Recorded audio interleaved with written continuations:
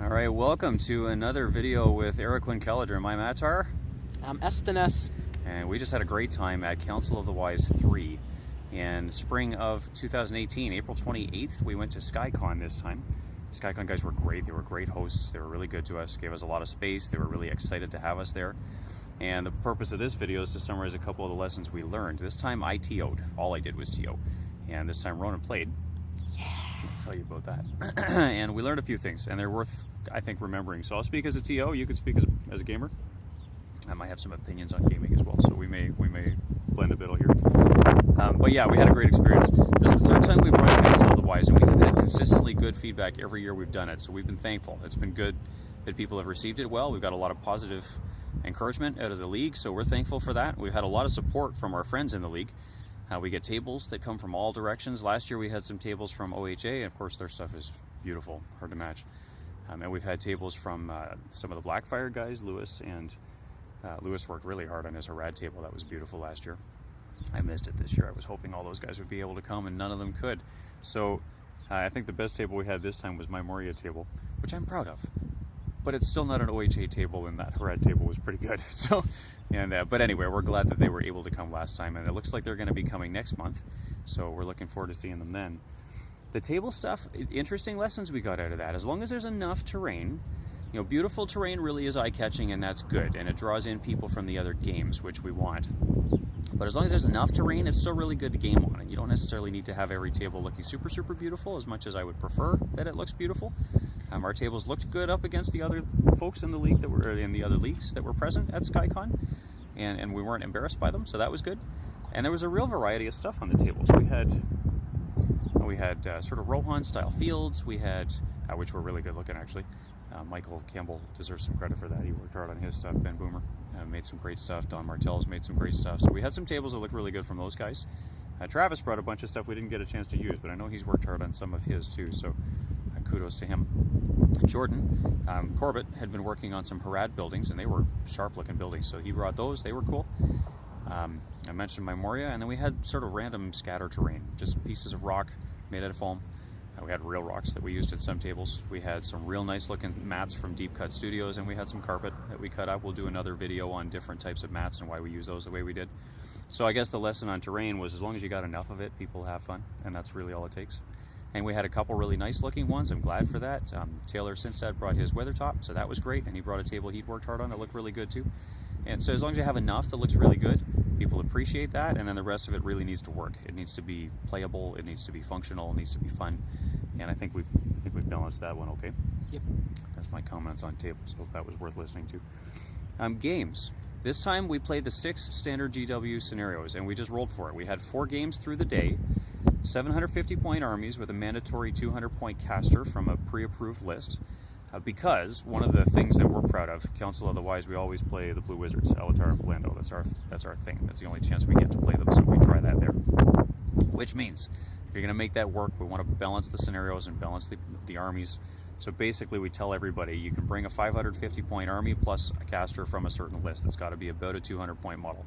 It doesn't have to be exactly 200 points. If you take Saruman with Isengard, then you can spend the extra points on Uruks if you want. But general idea is you need a big caster, and then you put an army around him. So that kept it balanced. Then we rolled for the 6 base GW scenarios. We ended up playing, we had Domination. Lords of Battle. That was the first one. Right. Second one ended up being Heirlooms of Ages Past. Yes. Then we had To the Death, and then finished the day off with Lords of Battle and with Domination. And I rolled actually that we would play Reconnoiter, and was quietly begged by several people to not let them play Reconnoiter, so we figured out a way to turn that into Domination and Lords of Battle. So it worked out. We had a really good time. So lessons that we got out of the day from the games, I'm going to say we had some epic moments. I don't think we had any horrible epic fails, so I'm thankful for that. But we did have some epic moments. We had Durance folk playing against Moria on the board right beside Moria. And I was close. I wish I could do that differently and put them on the Moria board. But they had a good time, and they were glad they could at least see Moria, so that was good. What else did we have? We had a moment in Far Harad. Do you want to say that one? No, you go ahead. So we had a Khand army, really thematic Khand army. So pat on the back to Jordan, to Joshua Dale Harmon, who played against Jordan Corbett. Jordan brought a mess of beautiful conversions he's been working really hard on, kind of a Mordor Moria, filthy mix, all beautiful. And Josh is like Captain Loreman. We may get him involved with these videos if we can convince him to. He wrote up this beautiful story where he did a pile of work figuring out the backstory for Karna. And there's a role for the Blue Wizards in that, because of course the Blue Wizards were deep east and south, stirring up all of Sauron's people against Sauron, causing trouble. So he built his army around that idea. And he took Alatar with his army, a bunch of Watchers of Karna. He had some Dimlikai, look that up, or send us a message and we'll treat you to some on that, or do a search on the OSBGL Facebook group. You'll get the story there. Really, really cool army. So here we are in the east on a board with sort of Umbar-style buildings on it in Harad, and he's got this Khand army that's being attacked by Mordor, and he uses Alatar to protect this Khand army and stir them up against Mordor. So the left flank of his army is getting harassed by a whole bunch of wargs, and then Alatar, the tree spreader, just blows a bunch of trees up in the middle of the board and blocks off the whole flank, and then and it takes control of the battle for another couple of turns. It was cheesy, it was beautiful. I think that was probably my epic moment for the day. Yeah, my epic moment was actually more of an epic fail. Okay. In the sense that in my army I had the Necromancer, so obviously doing lots of channeled chill souls. In my first game, I was against Andrew Barbazan, who was playing Mori Goblin, so I was just like, yes! Lots of guys I can kill! But I failed 2 channeled chill souls in a row. Fluff the Necromancer. In a row. He does fail, there you go. So there goes 10 will and 2 might, just gone. And he also won the Rotten Cheese Award for having the juiciest, nastiest army, so it serves you right. You have at least one game like that. And how'd you do? I won! Yeah. He's been trying hard. He gets the cheater's advantage because he's my son and we plan the event together, so he knows the scenarios before we get there. But we rolled the scenarios at random, partly to give him no advantage. And he won. He did well. He worked hard. He played it well. He did good. And Brendel was our ringer. Brendel is his 10-year-old brother. We'll show him on these videos at some point. He got 11th. He doesn't know that yet. Out of 28 guys, 29 guys, he got 11th. Did That's really, good. really well. So we'll have to beat him up later or something. Yeah, no, I'm proud of him. He did good. 10-year-old kid, he's a bugger. He beat me. So, yeah. Anyway, so that's a couple of the key lessons we learned. What else did we learn? The base 6 scenarios. There are some themes that sort of span the scenarios. What was working for you, you mentioned to me archery and mobility. Yep. You want to talk about that? So in my army, I was playing a mix of Isengard and Mordor. So I had 8 Uruk-hai Rotten, crossbows. cheesy, filthy bugger that he is. Yeah. Anyway. So I had 8 crossbows, and then I had Vrasku, so essentially 10 crossbow shots. And in the Necromancer's warband, I had 4 spiders. Nasty. So the crossbows in all those scenarios served me really well because most of these scenarios either set you up all over the board or set you far back, or give you the option to set up far back in the case of domination and Lords of Battle. So I just sit back in the far edge of my board and force my opponent to come to me, shooting them up as they came. Yeah. Filthy. And then when they did come, my spiders had the mobility to let me just isolate some stuff, and it was lovely. And they can take objectives quickly, and they're pretty durable when they do. And Yep. Yeah, good mix of an army. So we saw that work across a bunch of armies. We also gave out dice for the people who rolled the most 6s and the most 1s. And I think the theme I saw sitting as the TO behind the computer watching stats and stuff, the guys who had big archery armies or the guys who had monsters and did a lot of hurling rolled more dice. So when they rolled more dice, that had an impact. And those were the guys who had a better chance at winning the golden dice for the best number of 6s. Sorry, not best, the most number of 6s. Or the skull dice, crossbow dice, for the most number of 1s. So yeah, Ben Boomer, 137 1s. That's crazy. And he rolled almost that many 6s too, so he just rolled a lot of dice. And Mike Miskey rolled 162 6s, something crazy like that, way above everybody else. I don't know how he managed to beat me. Golden finger, so he earned the golden dice off of that one. Other stuff you'll see in our pictures. The pictures for the event posted on the board. We had some great conversions, mostly in Jordan's army. Jordan Corbett had a bunch of converted Black Numenorians. He had 2 dwellers. Yeah, he had changed his dwellers up, so they looked really, really cool. He combined some parts from some other games, and he just carved them up a bit, and they looked really incredible. Really good work. And then we had an Easterling War Troll. Mordor Troll converted to look sort of Easterling-ish. He had some Isengard bits and Mordor bits, and he literally made it look like an Easterling Kentish warrior. It was beautiful. So good on Kevin Rowan for that. He earned that best conversion prize.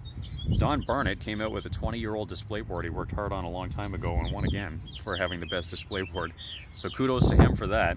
Don, you're lucky that Les Mandeville didn't come. I can tell you the pictures that I saw from that. He would have beat you, I think. But good for you. A good product that he put together, and it proves if you work hard on your stuff, it'll last. And you know, Don's there proving it. What else? We had best conversion. We had the best painted. Went to Andrew Schock. So good on you, Andrew. And we had a whole bunch of good-looking armies there. They're in the pictures again. Mike Schock. Sorry, Andrew. Sorry, Mike. We had 4 Mikes and 4 Andrews, so yeah, give me a break. But good on you guys. We have to figure out how to rename some Andrews and Mikes. But anyway, we'll work on that. What else did I miss?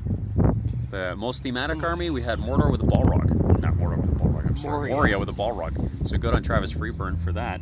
So we had fun. And I think that's the moral of the whole story anyway, right? You want to have fun. And we had lots of ways to acknowledge people's efforts in the hobby that worked for us as a TO. We did a raffle prize for everything. And acknowledging best painted, best converted, best a bunch of things meant that we could give lots of people credit for working hard, which they appreciated and which we appreciated. It makes the whole hobby better when people work hard on it. And giving them the acknowledgement, in most cases, is enough. It sort of sets them apart in the league. Everybody respects them, and you put pictures around their stuff, cheer for them. And we gave them extra tickets to the raffle, but that was the only prize they got. And they all seemed to like that. And we got good feedback about that. Obviously, it gives them an advantage in the raffle, and I think most of them won prizes too. But all the real prizes were raffle prizes. Except for this year's Council of the Wise, we got the Elven Rings, the 3 Elven. You should have worn yours. We got the Vilya, Narya, and Villa. No, Vilya, Narya. What am I saying wrong? Nenya. Yeah. The Ring of Water, Ring of Fire, Ring of Light. And we picked them up cheap from China. I got them off the internet. Just enough to have fun with them. Don't wear them every day, guys. Your fingers will go green. Yeah, you too. But they're cool, and they look great on a shelf. They look great in a costume. The Narya, the Ring of Fire for Gandalf. The first one in the set of 3 that I got came broke. The gems kind of seated wrong, so I complained and they sent me another one. So I have one for my Gandalf costume now. I just got the broke ones. Don't look too close when I wear my Gandalf costume. But yeah, it worked out good. So that's it. Council of the Wise. There's a few of the lessons that we learned. I'm sure we're going to keep learning. The only thing that I regret right now is there's some things we did last year at Council of the Wise we couldn't do this year because we were at Skycon, and they were great, nothing wrong on them, but just the fact that we were in a hotel meant we couldn't do our bake sale. So we're saving that. We're going to do that next month at the Middle-earth Deadliest Heroes, which is going to be at the Kitchener Salvation Army Community Church. Same venue we went to last year for Council of the Wise, so we're getting ready for that. And this bugger's going to be the TO there, so I have to follow his rules this time.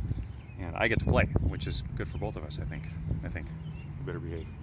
So we'll see how that goes. But we're excited. We're looking forward to it. Hope to see you all there. Anything else you want to say? Not really. All right, Michael Vaden. Great to see you guys. Another video from Eric Quinn Kelladrum, and we'll be back next month to tell you what we learned from Middle-earth's Deadliest Heroes. Thanks for watching. Please share, like, and subscribe, and we'll talk to you soon.